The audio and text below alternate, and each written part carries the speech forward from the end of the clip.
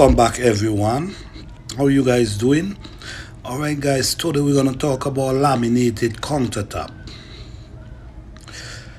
Laminated countertop, it's a countertop that manufacturer that they put together. As you can see, if you notice down between, you're going to see the press wood, and then you're going to see it have the sheet cover it, sealing it up to make sure that like water don't go inside.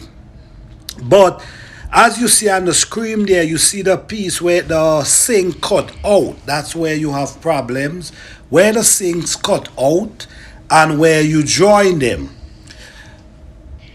The problem is you got to make sure that you have a professional install these things for you the right way, because if you don't install them properly, they could last a very short time.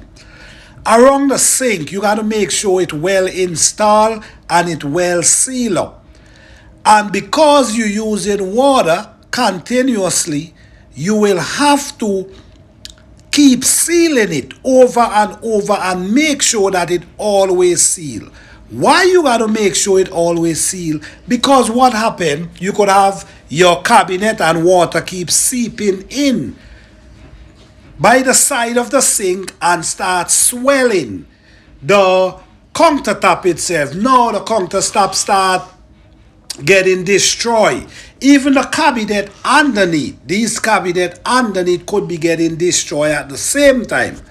Now when we're dealing with these type of cabinet, they have to be well protected. They have to be protected. You have to strengthen them. I'm going to show you why you should strengthen these cabinet. This cabinet is not that secure. So if you buying these cabinet, you got to put in the time and strengthen them. Put in braces to make sure that they brace. You see the side right there? That's definitely press wood. If water work that's it. Look right here. You see why you got to secure them? All the side, you got to secure them at the same time, because if you don't do that, you're going to have big problem.